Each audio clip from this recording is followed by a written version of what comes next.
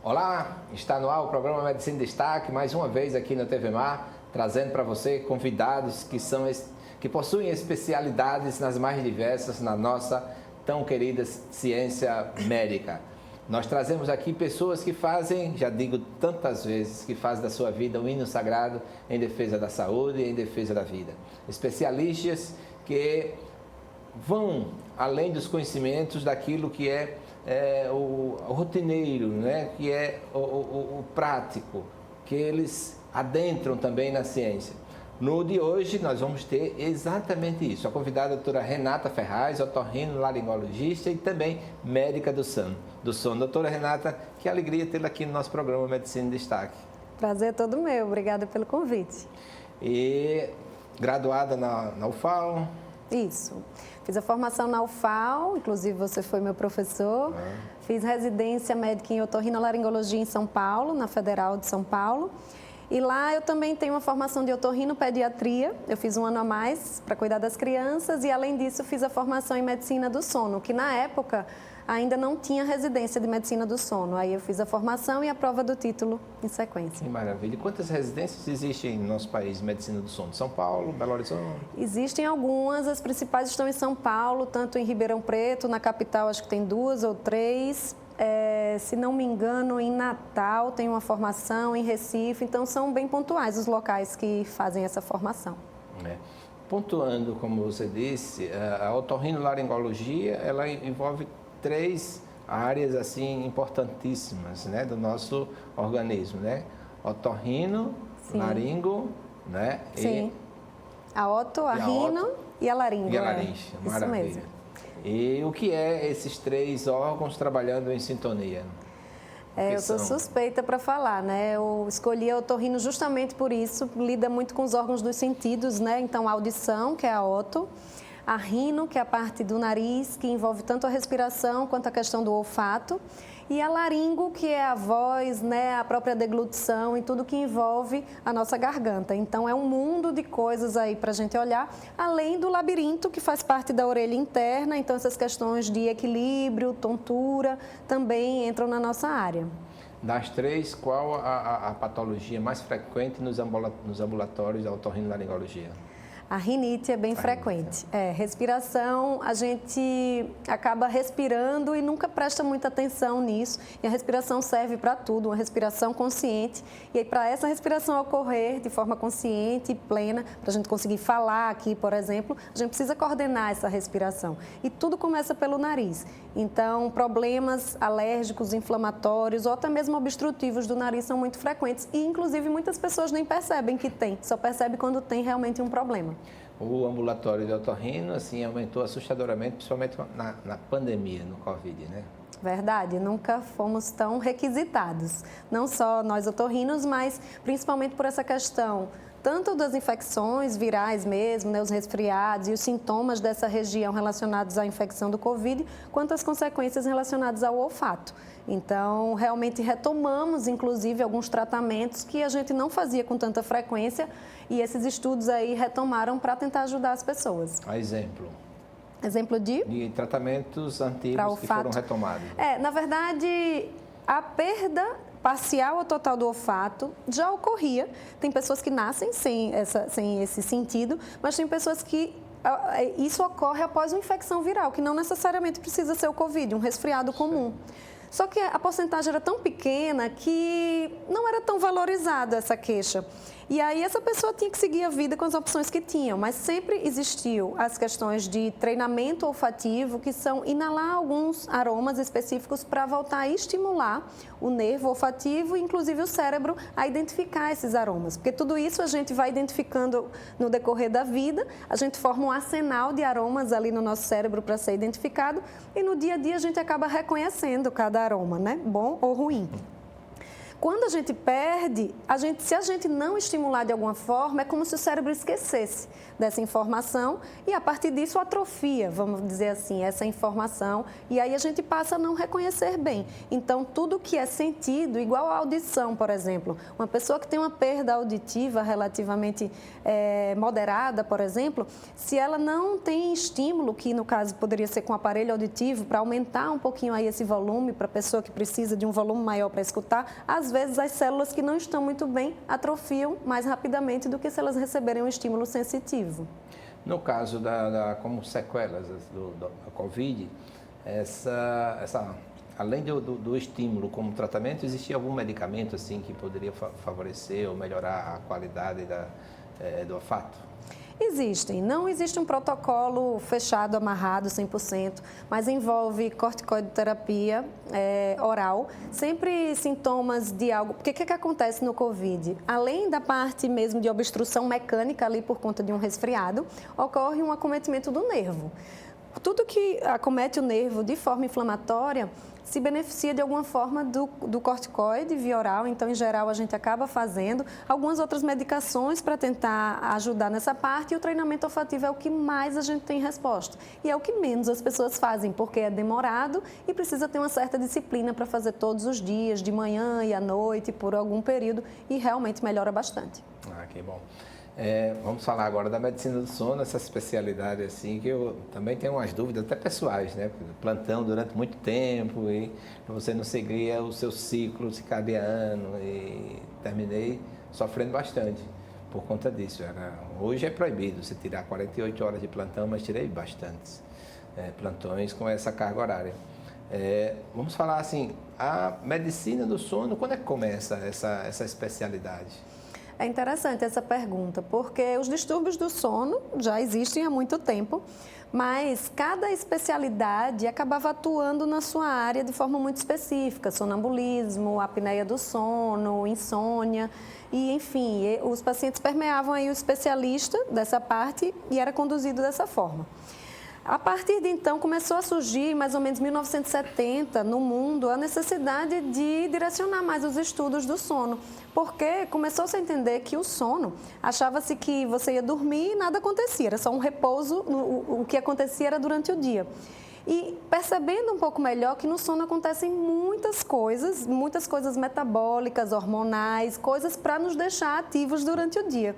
Então, a partir desse entendimento, a partir de 1970, no mundo, isso foi mais difundido, começaram a estudar mais sobre o sono.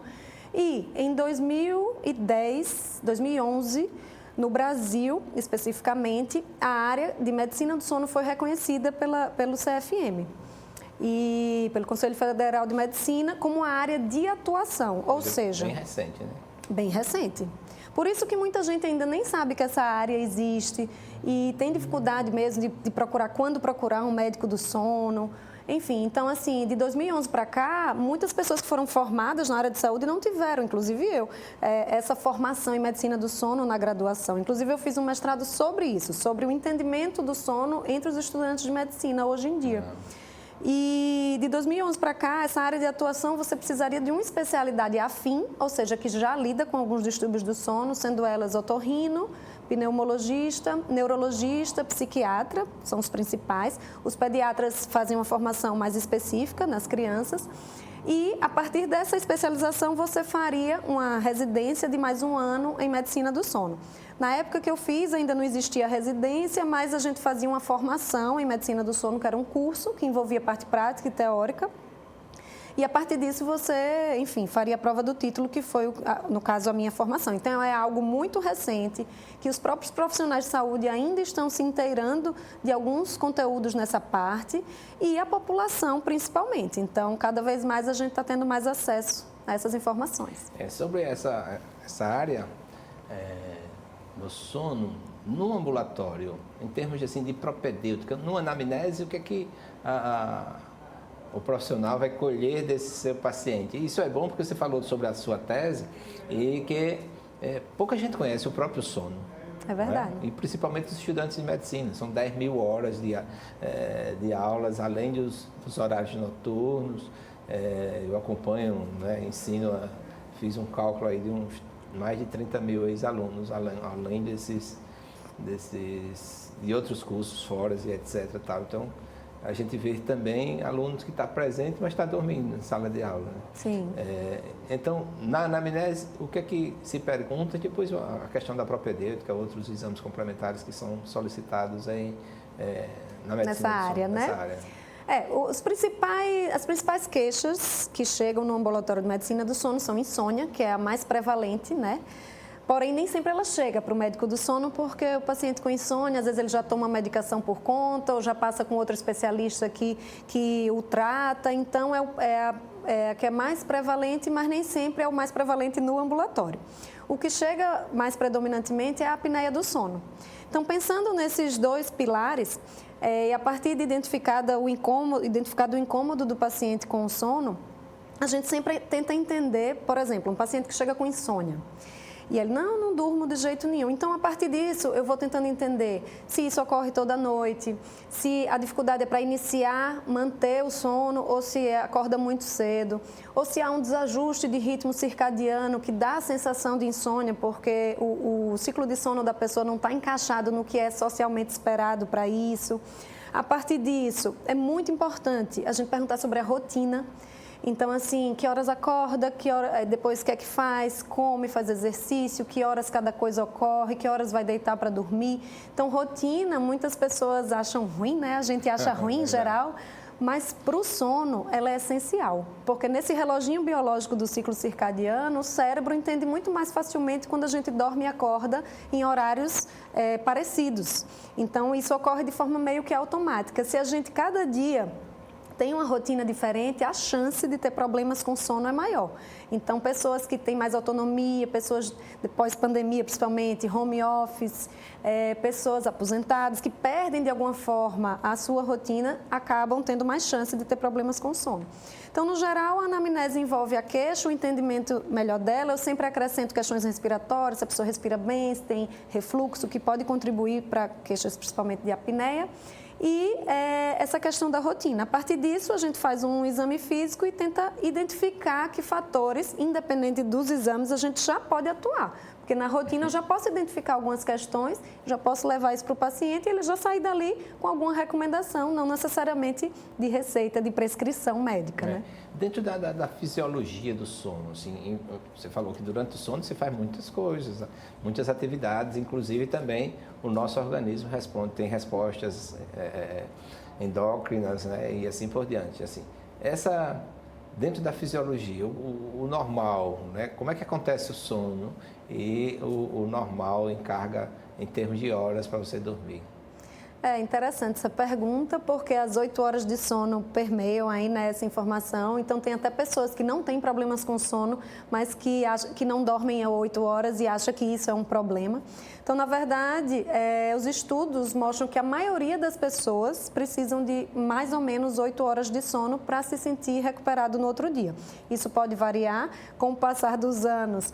Tem diminuído um pouquinho essa necessidade e isso muda com a idade, isso muda com o gênero, isso muda com várias influências, inclusive com o ciclo circadiano. Tem pessoas mais matutinas que acordam cedo e dormem cedo, tem outras que naturalmente acordam mais tarde ou acordariam mais tarde e dormem mais tarde, então tudo isso pode influenciar. Em termos de horas, entre 7 a 8 horas, podendo variar com a idade. Mas a fisiologia, para a maioria das pessoas, ocorre quando a gente acorda, há um pico no hormônio, que é o cortisol, que é o hormônio que nos deixa ativos, sob vigília, para atuar durante o dia. Final de tarde, há o pico da melatonina, que é o hormônio relacionado ao sono. Lembrando que a secreção desses hormônios depende de vários fatores, mas o principal deles é a luz. Então, a presença ou ausência de luz captada pelo olho, que envia essa informação para o cérebro, identifica a hora que a gente deve estar acordado ou dormindo. Então, isso é uma informação dos primórdios, da antiguidade, onde as pessoas dormiam sem luz natural e acordavam com a luz natural. Isso, a gente mudou e evoluiu bastante, mas o nosso organismo continua funcionando dessa forma. Então, quanto mais estímulo luminoso a gente tem, que é o caso, né, durante a noite, a gente dorme pior. E quanto menos estímulo luminoso durante o dia, ficar em ambientes fechados muitas horas durante o dia, a gente recebe menos essa informação. Então, a nossa vida cotidiana por si só já atrapalha um pouco o nosso sono natural. Então, o que ocorreria seria dormir esse pico da melatonina no final da tarde, iniciar preparo para o sono no início da noite, você dormindo no início da noite, ocorriam secreções de hormônios, não só do pico da melatonina, testosterona, hormônio do crescimento, ocorre o sistema linfático, que é um sistema como se fosse de limpeza dos fluidos cerebrais, consolidação de memória. Então, a partir disso, dos estágios do sono superficiais e profundos que ocorrem à noite, você acordaria de manhã com esse pico do cortisol e tudo ocorreria novamente. Maravilha. Então, já até antecipando, para que a gente não esqueça, sobre a questão da luminosidade e a influência sobre o sono, né? E aí a gente vê hoje como é o comportamento dos jovens e crianças diante de computadores e principalmente celular. É verdade. E televisão também, os menos jovens também gostam bastante de dormir com a televisão ligada. Isso vai ter uma consequência futura, né? Tem, não é, em geral, a influência sobre o sono, ela não é difícil ser uma influência única, então é sempre um padrão que envolve várias coisas. Então é a mesma pessoa que toma o cafezinho e sempre dormiu bem. Eu digo, mas você está me procurando aqui é porque quer melhorar. Então, assim, são vários fatores que podem atuar sobre o sono e, às vezes, a gente modificar um deles não vai alterar tudo. A gente precisa mudar ou olhar para tudo que pode estar contribuindo positivo ou negativamente para aquilo. Então, a luz, de forma geral, contribui negativamente para o sono. Vai reduzir a produção de melatonina porque o cérebro vai entender que ainda não é hora de dormir. E com a redução dessa melatonina, a tendência é ter mais problemas com o sono. Vai ter pessoas que não vão sentir isso no dia a dia, mas podem desenvolver doenças mais facilmente, redução da imunidade, pode ser pessoas que desenvolvam doenças crônicas e às vezes pode achar que não tem relação nenhuma com o sono. E também não quer dizer que é só o sono que está contribuindo, mas a gente pode olhar para isso de uma forma que o sono pode contribuir para a tua saúde de forma geral. Então é sobre isso. Profissões que mais pagam um preço com relação ao sono normal? Olha, os autônomos que fazem seu próprio horário, então, em geral, são pessoas que têm mais dificuldade de manter uma rotina. O home office chegando e isso realmente prejudicou o sono de bastante gente, porque você ter o mesmo ambiente para descansar, dormir, trabalhar, comer, enfim. Então, isso realmente, para o cérebro, é um pouco difícil de separar as coisas. Então, às vezes, você tem sono na hora de trabalhar e perde o sono na hora de dormir. Deixa-me ver mais. Médicos, né? Plantonistas. Médicos, profissionais de turno, né? Trabalhadores de turno, então, médicos, profissionais da saúde que dão plantão, mas também porteiros ou pessoas que trabalham à noite. No fundo, esse desajuste do ritmo atua bastante. Então, uma pessoa que tem um ritmo mais matutino, trabalha à noite, com certeza, com o tempo, vai ter prejuízo. Mães que têm filho pequeno e às vezes tem muito problema com o sono, de ajustar o sono da criança, às vezes pode ter uma insônia aí que, mesmo a criança crescendo, a pessoa perdura com essa questão. São muitas as causas. Maravilha.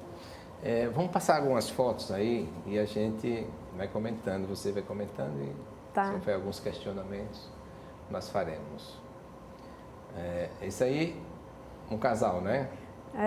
Dá para ver que ele está com a boca aberta, provavelmente roncando e a esposa não está conseguindo dormir, né? É uma foto bem típica que chega no consultório. Maravilha. O ronco, tem a apneia do sono, tem a insônia e o ronco, né? O ronco em geral ele vem muito associado com a apneia do sono. O ronco ele é uma obstrução da passagem do ar pela garganta, ou seja, entraria pelo nariz e quando chega na garganta, por alguns fatores anatômicos de predisposição, há uma vibração da região da faringe com a passagem desse ar. Se ocorre apenas a vibração e o ar passa, é o ronco. Se ocorre essa vibração e, além disso, uma oclusão a ponto do ar não passar ou passar apenas parcialmente, em geral a gente chama isso de apneia ou hipopneia, que são eventos que há uma redução sem uma parada completa da respiração. Então, está bem associado. Alguns fatores predisponentes assim aprofundam esse ronco, né? Por exemplo, o uso de álcool. Sim, porque há um relaxamento maior da musculatura com o uso do álcool, também medicações relaxantes musculares ou medicações que trazem esse relaxamento, inclusive algumas para insônia, trazem um relaxamento muscular e no caso, se a pessoa tem insônia e apneia, não é uma boa opção. Mas isso é um fator modificável. Agora, em termos de anatomia, uma pessoa que tem um malampátio, ou seja, uma abertura de boca restrita, uma língua grande, um queixinho um pouquinho mais para trás, ou seja, então a região lá de trás vai estar mais apertada. A idade por si só causa uma flacidez nessa região. A obesidade, então, quando está acima do peso, a tendência é ter mais chance de compressão ali naquela região, fica mais estreita. Amígdalas grandes também obstruem a região. Uma úvula longa, então, tudo isso, além de obstrução nasal, também pode contribuir para uma maior respiração pela boca, ronco e possivelmente apneia. Perfeito. Depois a gente vai falar sobre o tratamento. Próximo, por favor. Isso aí, o casal? Casal dormindo bem, né? Eles estão felizes. Inclusive, essa é uma boa foto para a gente mostrar que um casal... Para dormir em casal também é um desafio, porque às vezes um tem um ritmo mais matutino, o outro é mais noturno, e aí isso não se concilia, um faz barulho à noite, o outro já quer dormir, mas isso mostra uma foto de um casal que dorme junto. Eu pego bastante casais que não dormem junto, porque um às vezes ronca, o outro tem um outro ritmo e não conseguem dormir bem. Então, a forma que eles conseguem de ficar saudáveis é dormir separado. Então, a gente atua também juntando os casais. Eu acho que tem uma foto que mostra isso, né? Deixa eu ver. Olha aí, tipo tchau. Isso, Até isso amanhã, aí, tchau. Passe bem. Vamos cada um dormir no seu quarto, amanhã a gente se vê. É bem isso. Não é raro isso, não? Não, a gente chama o divórcio do sono, né? Então, principalmente pacientes que roncam muito, é frequente que o companheiro ou companheira não se sinta confortável e a gente está aí para isso, para ajudar não só a saúde de quem tem o problema, mas também o sono de quem está ao lado, porque é complicado. Tem um casal que foram contemporâneos meus, médicos são médicos, lá da UFAL, ele passou 20 anos ele roncando mesmo, até que ela teve a ideia do CPAP, né? Aí melhorou. Foi uma tranquilidade, né? Então, você vai daqui a pouco, você explica. Isso aí. Faça o próximo, por favor. Isso, ó, você falou do CPAP, já tem aí um casal feliz com uma pessoa que provavelmente tem apneia do sono e está tendo seu tratamento, né? Então, esse é um aparelhinho que joga o ar para dentro do nariz e não deixa com que a garganta feche ou faça os eventos de apneia. Então, o barulhinho do CPAP é como se fosse um ar-condicionado, nada comparado a um ronco alto. Mas a utilização do aparelho não incomoda? Incomoda inicialmente, depois já acostuma. Olha, depende muito. Claro que uma pessoa que nunca dormiu com ela vai achar um pouco estranho dormir com um aparelho a partir daquela noite. Mas para pacientes onde a indicação do CPAP é mais pacientes que têm apneias moderadas a graves, o nível de gravidade e de prejuízo no sono é tão grande que o benefício se torna maior que o incômodo. Em geral, é isso que acontece.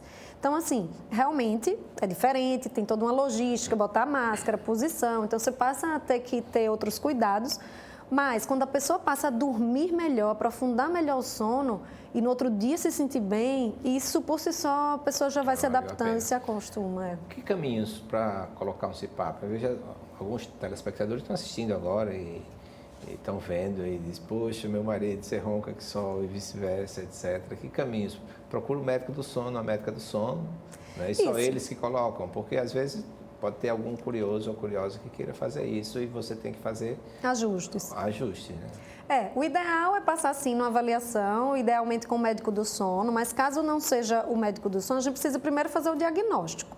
Então, para diagnosticar a apneia, a gente precisa do sintoma, que pode ser o ronco, pode ser as paradas respiratórias à noite vista por alguém do lado, às vezes a pessoa mesma acorda com a sensação de sufocamento, pode ser sonolência diurna excessiva, achando que está dormindo bem à noite, aquela pessoa que a princípio não tem tanto prejuízo no sono à noite, até mesmo hipotensão sexual, a testosterona tem também o seu metabolismo durante o sono, então às vezes a pessoa procura um urologista, um endócrino e pode ter apneia do sono aí ajudando ou dificultando a produção da testosterona. Então, a partir de alguns sintomas que nos fazem suspeitar, a gente pede a polissonografia, que é o exame que faz o diagnóstico da apneia.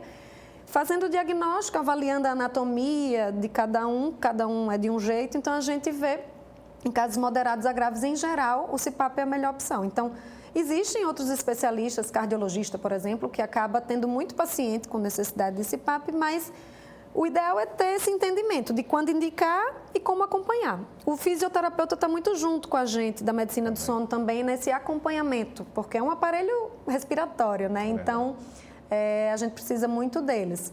Mas, entendo essa formação, procurar um médico do sono, já pode ter feito a polissonografia ou não, e a partir disso a gente vê a melhor opção de tratamento. Acho que tem uma foto aí de uma polissonografia. Quanto tempo? Você tem que dormir lá no... Tem algumas opções de polissonografia. Temos 4 tipos de polissonografia hoje em dia. Tem uma foto aí, Max. Isso é a insônia da mãe, né? As mães com bebezinhos, realmente, aí é a insônia mesmo, aquela que você fica vendo a hora passar. E o tic-tac? Esse é um aparelho portátil de polissonografia, é um dos tipos que eu vou explicar, que ele faz a monitorização cardiorrespiratória do sono. E essa daí que apareceu agora é a completa. Então, você vê que ele tem eletrodos na cabeça, tem eletrodos no queixo, próximo do olho, tudo isso ele avalia estágios do sono. Ele faz uma eletroencefalografia para ver os estágios do sono e o que ocorre do sono, com o sono, com várias informações. Então, esse é o exame mais completo, padrão ouro. E o tipo 1, que é o que é feito na clínica, é o que você falou, que é o que é mais comum de ser feito. Existe esse tipo que é feito em casa, que dá um trabalhinho, né, para montar o paciente, mas é uma forma dele se sentir mais confortável. Vai até a casa para montar ou ele recebe orientação para ele mesmo montar? Não, esse daí completo precisa de um profissional para montar, porque é muito específico. E o portátil, que foi o primeiro que foi mostrado, ele é só cardiorrespiratório. Algumas vezes o profissional monta, algumas vezes o próprio paciente pode montar e devolve no outro dia na clínica, que eu mesmo faço esse exame. E aí a gente consegue, em casos com alta suspeita de apneia, é uma boa opção para a gente já ter esse diagnóstico e já seguir com o tratamento. Uma quarta opção é a polissonografia tipo 4, que ela é bem simples, que é um oxímetro de dedo, que ele também capta ronco, movimento e a saturação e as variações de saturação. Então, em casos realmente que tem uma suspeita grande de apneia, é só aquilo para confirmar. E foi bem utilizado também, eu pelo menos utilizei bastante nesse pós-Covid, pacientes que precisaram internar, usar a ventilação invasiva e aí no desmame, quando está saindo do oxigênio ali, só está com 1 litro, aí a pessoa continuava baixando a saturação à noite e aí a dúvida era, é apneia ou está faltando oxigênio mesmo por conta da questão pulmonar?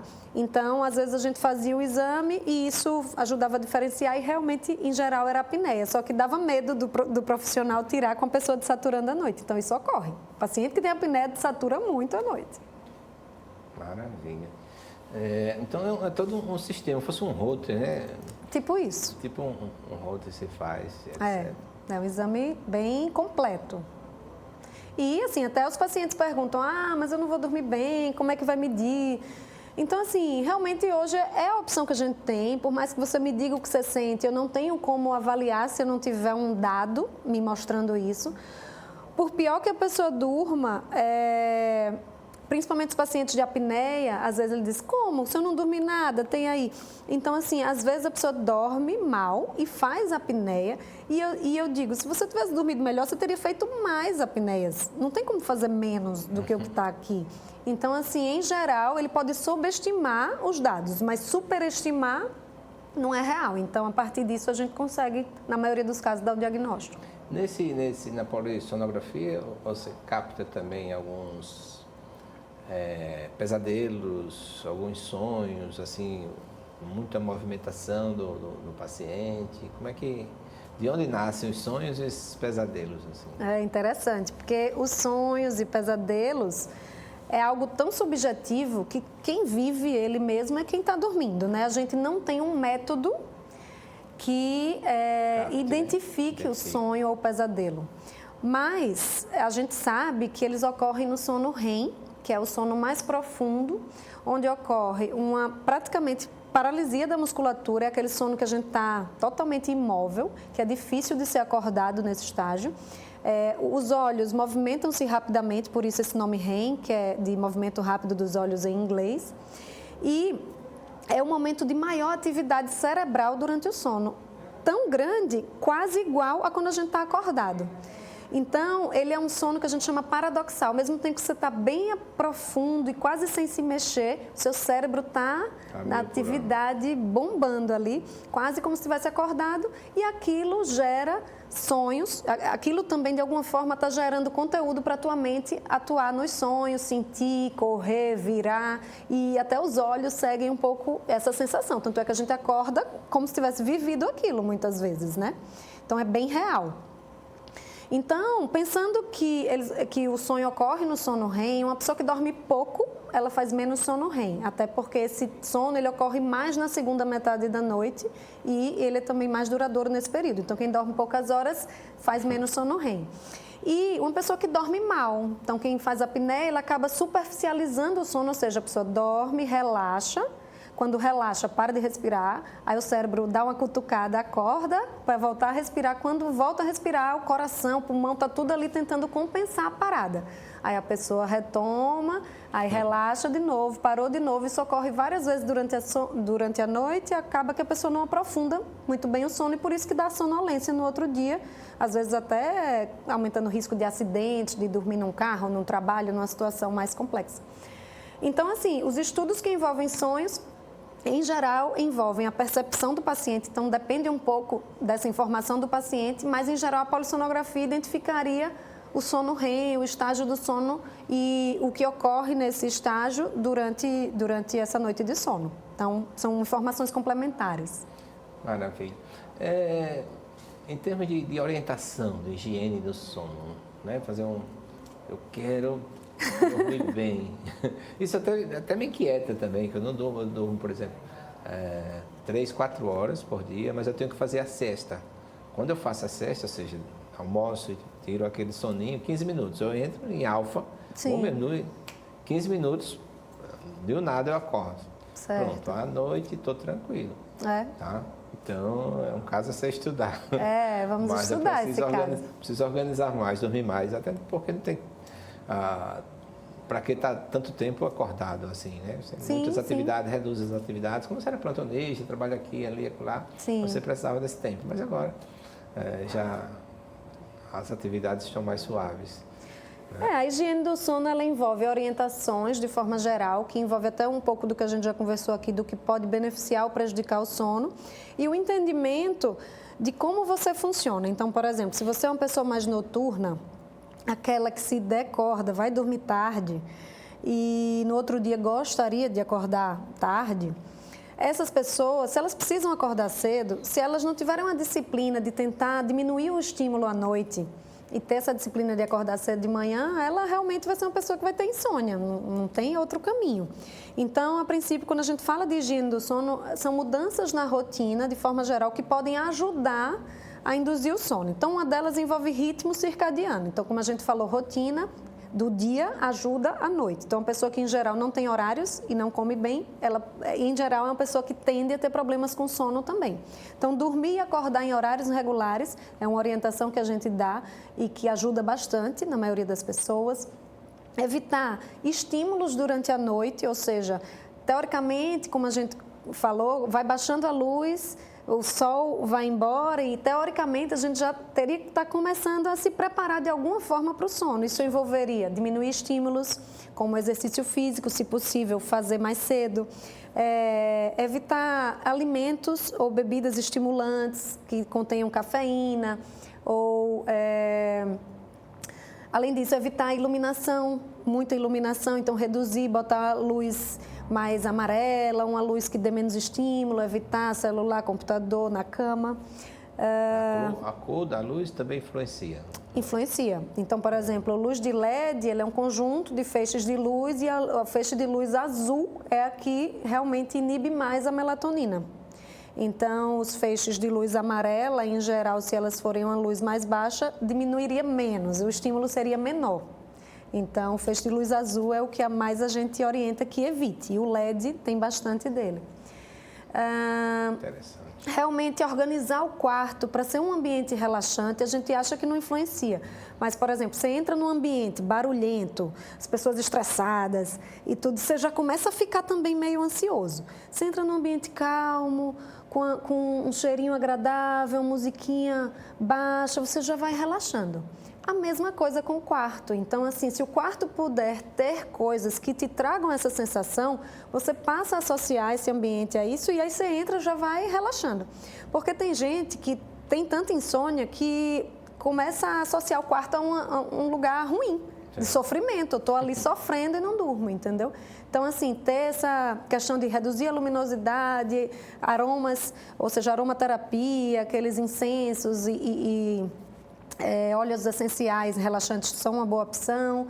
Ter essa rotina de ir para a cama, então, assim, desligar a TV, ir lá, tomar um chazinho, botar um pijama, se direcionar para o quarto, às vezes até ler alguma coisa, de preferência sem luz, né? Um livrinho aí. Faz parte, né? Faz parte. E durante o dia, realmente manter uma rotina, fazer exercício físico, se alimentar bem. Então, tudo isso influencia bastante durante o sono. Basicamente, a higiene do sono é isso. Sono e direção. Esse é um problema, né? Como legista, eu sou testemunho de muitos acidentes que aconteceram e acontecem, né? Sim. Onde você não tem uma disciplina, né, para conduzir um veículo. Isso acontece muito também com motoristas profissionais que fazem uso de substâncias para vencer o sono, né? Estamos num momento difícil, porque as pessoas tomam medicação para dormir e medicação para ficar acordada. Então, as coisas não ocorrem mais tão naturalmente assim, né? Sono e direção, a gente precisa ter muito cuidado. Tem alguns estudos que mostram que, dependendo das horas de privação de sono, o corpo, a mente funciona como se você tivesse ingerido bebida alcoólica. Então, aquele risco da bebida, que a gente faz o bafômetro ali, quando você perde uma noite de sono, você está no mesmo risco. Então, assim, é tão risco quanto. E óbvio que se juntar o sono com a bebida, aí o risco é muito grande.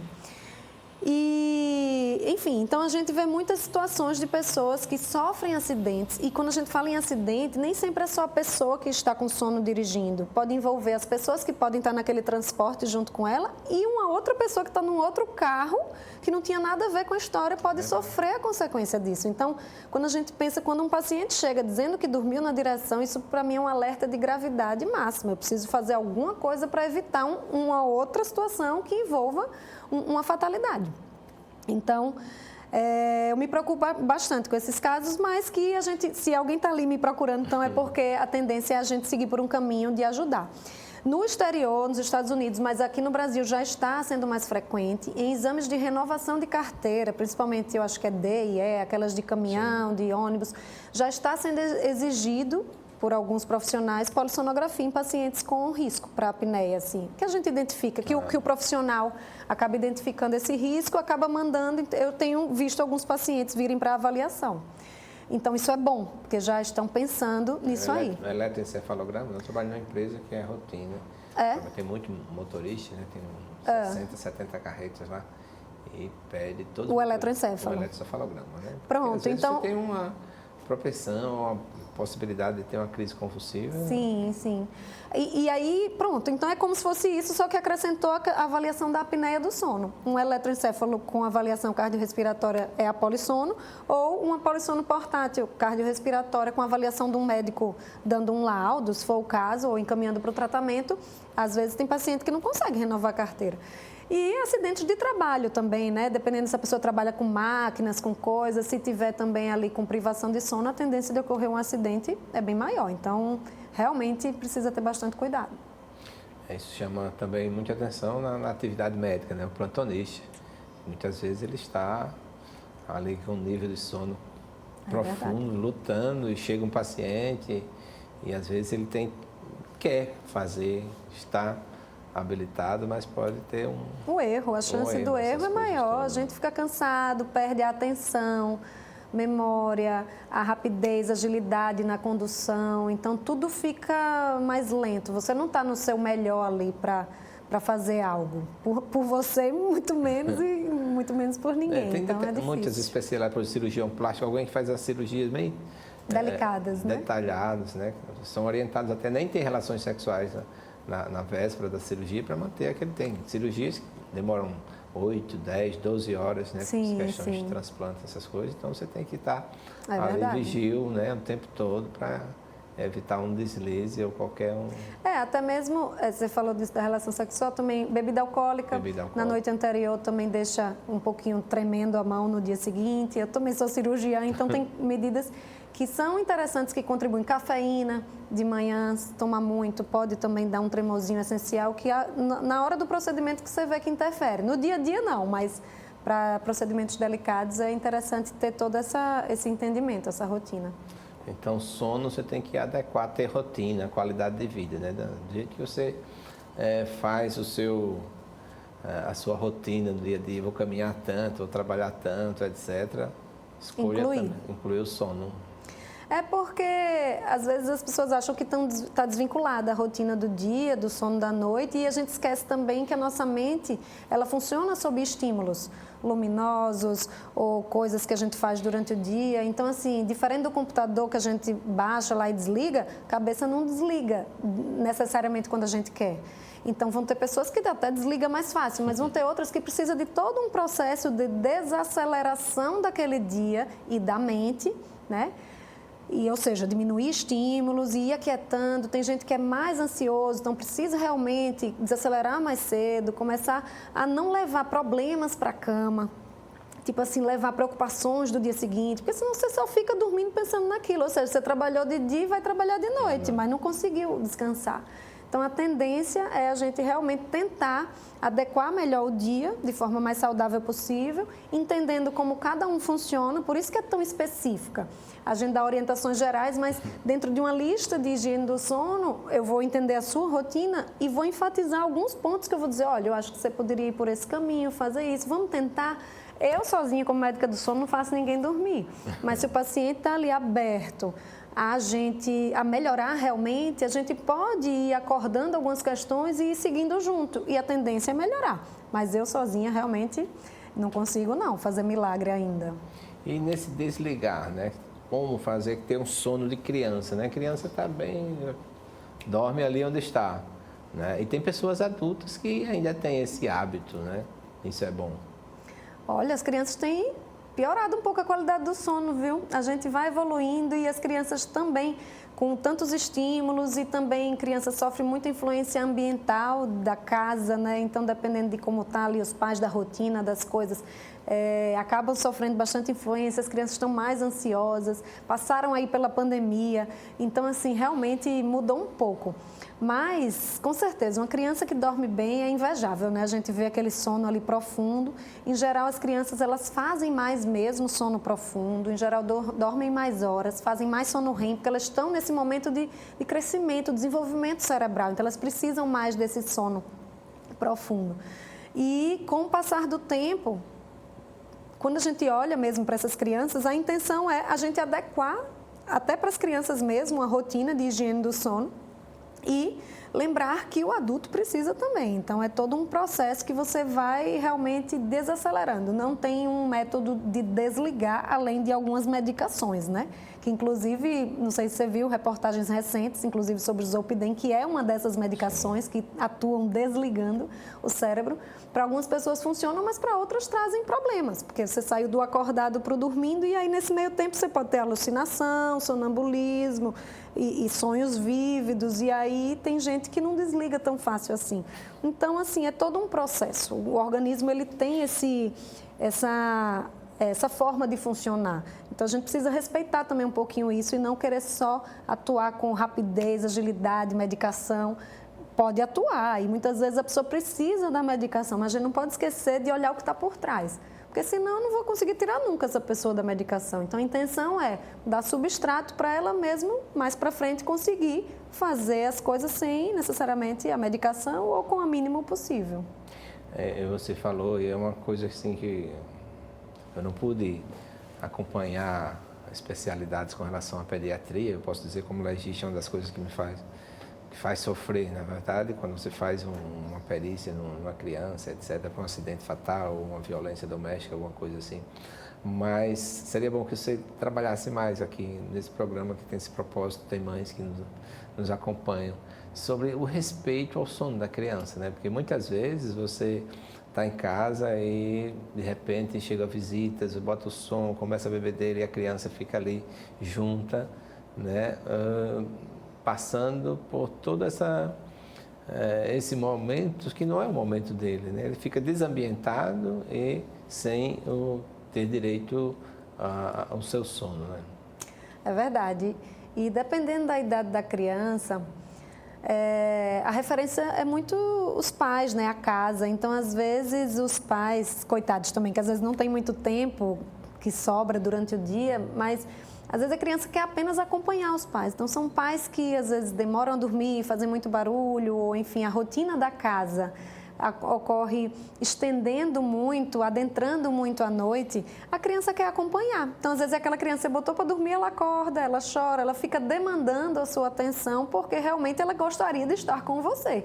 E se você não está ali dormindo ou não foi dormir, então o ideal é realmente, às vezes não é fácil, né? Porque nem sempre o tempo consegue adequar isso nas 24 horas, mas lembrar que a criança, principalmente, ela precisa de uma rotina maior ainda. E ela sofre muito mais as influências de mudanças. Então, às vezes, uma criança... E criança está em mudança toda hora, de alimentação, de quarto, dorme num berço, depois dorme numa cama, daqui a pouco... Então, a todo momento é uma novidade. E aí, precisa entender que, às vezes, a criança responde, às vezes, com um prejuízo do sono e não entende por que está acontecendo. Então, assim, mais ainda do que no adulto, a criança, as questões comportamentais e familiares influenciam muito. E elas são muito sensíveis a mudanças.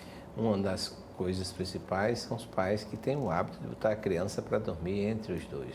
É verdade. Ou você prejudica o sono da criança ou a criança prejudica o sono dos dois. Ou de um, porque tem um que apaga mesmo, e o outro não. Então seria bom sempre esse hábito, olha, sua caminha é essa aqui pertence a nós, e educar nesse sentido, não? Existe, claro que tem questão de idade, e às vezes no início, principalmente ali no recém-nascido, é interessante colocar, né, um berçozinho no quarto, mas já tentar adaptar a criança a dormir no berço, né?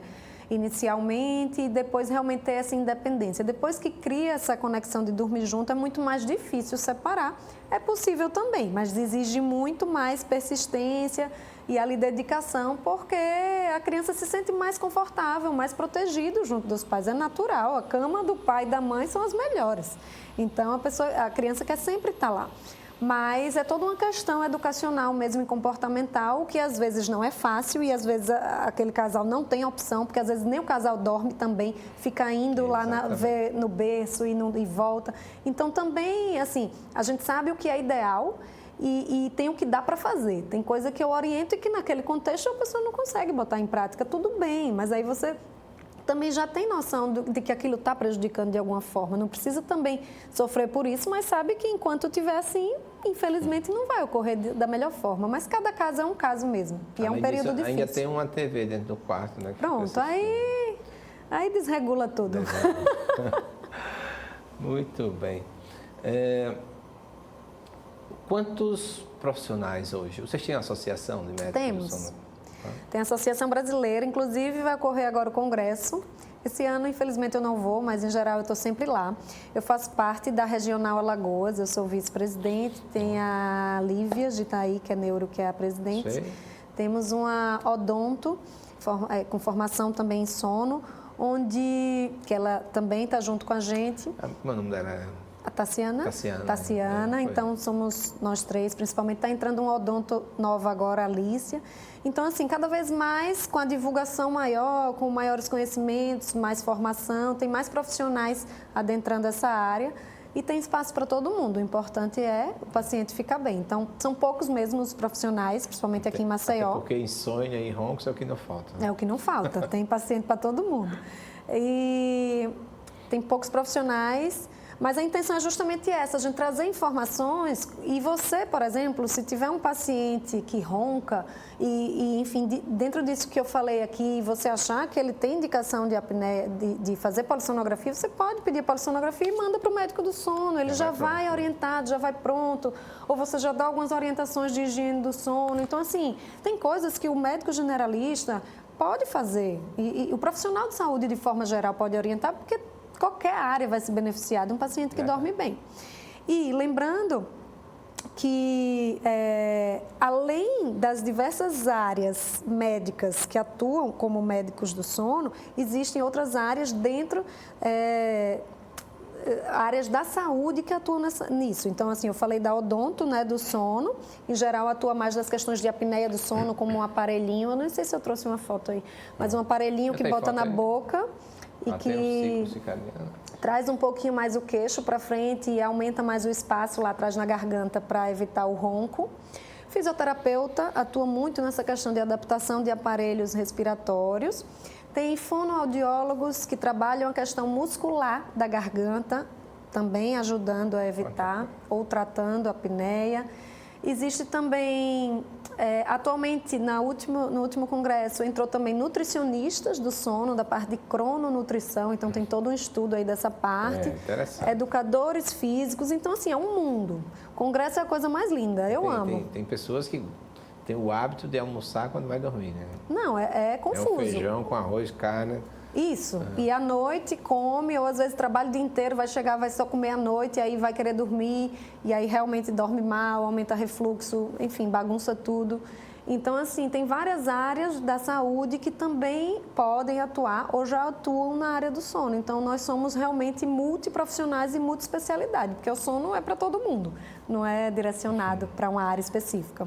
Doutora Renata, o serviço público acompanha? Existe alguma referência? Estamos lá. Onde é que é o centro de referência de serviço público? Hoje, aqui no estado, o lugar onde tem médicos do sono pelo SUS é o Hospital Universitário, o qual eu estou lá também. Tem uma outra médica do sono. A Lívia está lá, atualmente acho que está mais como professora, mas também é médica do sono e está por lá. É feito polissonografia pelo SUS também lá. Precisa, óbvio, de um encaminhamento, né, de um especialista, direcionando aí a queixa ou a solicitação do exame. Então, sim, hoje temos sim. Inclusive, como eu falei no início em relação à questão do estudo ali dos estudantes que eu fiz em relação ao mestrado, os estudantes lá da universidade, eles têm acesso a esse ambulatório. Oi? Tem liga já de estudante? Alguma não liga? Tem liga ainda, não somos ainda grandes para isso, mas a gente entra muito nas ligas de neurologia, de otorrino, às vezes com uma aula específica, então a gente está atuando nessa parte. Mas eles, dentro da clínica médica, eles rodam no nosso ambulatório e também tem o exame de polissonografia, alguns deles eu acabo apresentando ali o setor, explicando algumas coisas. Então, hoje em dia temos sim essa opção. Vamos falar sobre o estudante de medicina e seus hábitos, né? Porque incomoda tanto a gente com a qualidade de professor. Essa semana eu fui chamado com urgência, uma aluna com os pais, etc., teve que voltar para o estado. Eles vivem nesse... Primeiro, moram distante dos pais. Sim. Depois, moram sós. Depois, horas dedicadas aos estudos. E isso, quando está estudando, está tendo as suas atividades. Quando tenta deitar, vem a saudade do lar, né, da sua caminha. Sim. E isso tem todo um desencadeamento não tão agradável, né, que evolui também com depressões e etc. E tal, sim. Né? Então, dentro da sua especialidade, o que é que poderia recomendar para essas crianças, né? Esses jovens. Esses jovens. Olha, não é um período fácil também, de muitas mudanças, né? Às vezes de cidade, de rotina, de exigência, de grau de exigência, então são muitas coisas para lidar. Eu acho que um suporte emocional, de alguma forma, é muito importante, né? Principalmente para as pessoas que demandam mais isso, porque sem emocional equilibrado não existe sono, a gente não dorme bem quando não está bem, né? Então, isso é bem importante. Em termos de rotina, eu acho interessante o entendimento das questões de higiene do sono para tentar aplicar dentro do possível naquela rotina ali, desse período. Algumas coisas vai dar para fazer, outras não vai. Mas essa tradição de que estudante de medicina precisa virar à noite estudando, tomar medicação, tomar cafeína, assim, isso não é real. Né? Eu consegui chegar até aqui sem virar à noite de estudo, porque graças a Deus, acho que não é à toa, eu sempre priorizei o meu sono. E a gente, quando dorme bem, a gente consegue raciocinar melhor numa prova, numa situação, num estágio. Então, a gente fica melhor no outro dia. Então, o ideal é tentar conciliar os seus horários de estudo nos horários diurnos, se possível. E evitar estimulantes à noite, porque senão você vai só criar uma privação de sono, ou seja, um prejuízo para depois. Então, às vezes, a gente sofre muito na faculdade, sem tempo, meio desesperado, Mas se a gente pensar que aquilo, teoricamente, entre aspas, só vai piorar, se a gente não começar a pensar nisso já nesse período, vai ter um problema sério quando virar profissional mesmo, porque tem a residência, que exige mais ainda, e o profissional, quando você começa a trabalhar, às vezes pega muito plantão, trabalha muito, então realmente não muda tanto nesse sentido. Então a gente precisa realmente priorizar e tentar manter ali a saúde na melhor forma possível, a física e a mental. Conheci um professor, passei uma semana, ele me orientando lá em Salvador, o professor Silvani, já faleceu. Mas ele tinha um hábito, 5 da tarde, dormia até às 11. Esse era o horário dele. Sim. E a esposa que reclamava, né? Uhum. Porque a vida social perdia toda. Mas dormia às 6 horas dele, às 17 até às 23 horas. Sim. E tem uma pessoa bem próxima a mim também que faz o contrário, né? Vai dormir 5, acorda às 11. Eu me acordei 11 horas da manhã, quando fica até brincando com ele. Entendi. Então, esses hábitos é difícil quebrar, né? Isso aí já virou rotina e mesmo que procure uma pessoa, procura um profissional do sono, procura a doutora Renata, né? Que é que vai orientar nesse sentido, né? Não sei acomodar aos poucos, mas pouco se faz, não? Então, pensando em termos de fisiologia e de ritmo circadiano, essas pessoas estariam de alguma forma desencaixadas do previsto para elas. Mas, às vezes, o que é programado para a maioria das pessoas funciona diferente em algumas e a gente precisa respeitar também isso. O que faz uma pessoa procurar um médico do sono é o prejuízo que isso está trazendo para ela.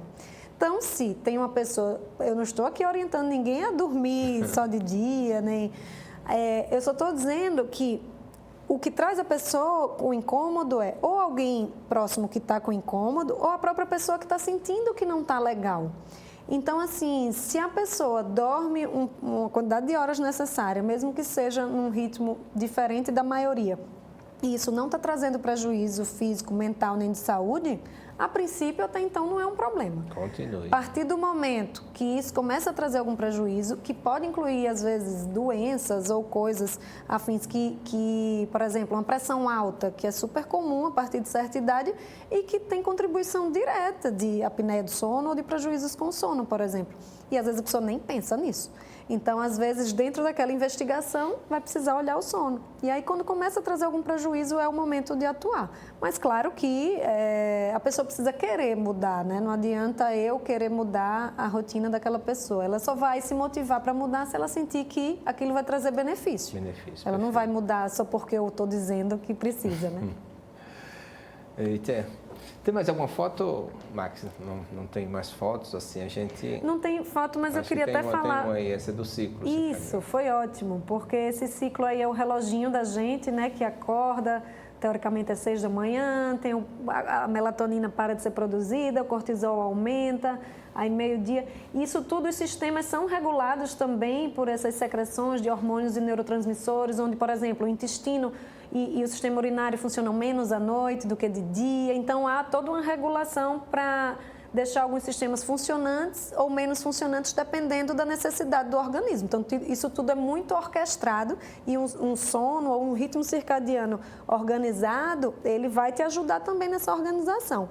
E até eu não tem foto aí, mas é interessante que para olhar melhor para esse ritmo circadiano, além de um diário do sono, que é o que a gente pode usar em alguns pacientes, para registrar mesmo o que ocorre durante o dia, os horários, existe um reloginho que é chamado de actígrafo, que a gente usa como exame para avaliar esses pacientes em termos de ritmo. Então, a gente falou da polissonografia, que eu coloco vários canais naquele paciente, no mínimo 7, às vezes mais de 12 canais num paciente para avaliar tudo isso numa noite só. Se ele não dorme bem essa noite, é o que eu tenho. Esse outro reloginho, ele não consegue analisar tudo isso. Ele tem um acelerômetro, que ele vê movimento, ausência de movimento, temperatura, luminosidade, ou seja, tudo coisas que influenciam no ritmo circadiano, só que aí eu preciso que o paciente use 1, 2, 4 semanas, para a partir disso ele mostra um gráfico para mim, para eu tentar entender o que é que ocorre com aquela pessoa. Então, se a gente associar aí essas questões, uma boa anamnese, um diário do sono, se for o caso, um medidor de ritmo para pacientes que eu acho que tem algum distúrbio nesse sentido, ou não está batendo, insônia que não está batendo, e uma polissonografia, então a gente realmente consegue fazer todo um entendimento do sono do paciente. Não precisa todos os exames para todo mundo, mas é esse o arsenal que em geral a gente tem para usar. Depois disso, bom sono, né? Nós estivemos aqui com a doutora Renata Ferraz, médica otorrinolaringologista e médica do sono, né? Nós podemos e vai partilhar também esse programa, porque é necessário que todos nós possamos conhecer o nosso sono, né? O nosso momento e ter uma boa higiene do sono. Então, deixo esses instantes finais para umas considerações que a doutora Renata possa fazer para você, telespectador. Quero agradecer mais uma vez, Gerson, pelo convite. Para mim é uma satisfação enorme estar aqui com você, mas principalmente falar sobre sono, onde eu vou falando desse tema, desperta tanta curiosidade, as pessoas cada vez mais querem entender melhor e cada um tem as suas próprias dúvidas e queixas pessoais sobre isso, que eu sinto sempre a necessidade de estar levando essa informação. E como você mesmo falou, acho que aqui o meu recado hoje é cuidar da higiene do sono, priorizar você. Às vezes a gente prioriza o trabalho, os filhos, o esposo, a esposa, e esquece de olhar para si. Então, essa questão de tentar ver se na tua rotina você está priorizando você, a sua saúde e o seu sono. Então, a partir disso, com esse entendimento de como você funciona, fica muito mais fácil adequar toda a orientação a que eu passei, a que você lê na internet, para a tua rotina. Porque se não for dessa forma e a gente fizer uma receitinha de bolo, não vai funcionar para todo mundo. Então, lembrar que o menos é mais. Então, quanto menos luz, menos estímulo, menos informação, menos estresse, a gente consegue mais qualidade de vida e mais qualidade de sono. Então, acho que esse é meu recado aqui hoje. Maravilha. Então, a gente agradece a doutora Renata Ferraz e a você, telespectador, que nos acompanhou durante todo esse programa, e fiquem certos que na próxima semana nós estaremos de volta com mais um Medicina em Destaque. Um abraço para todos, fiquem com Deus.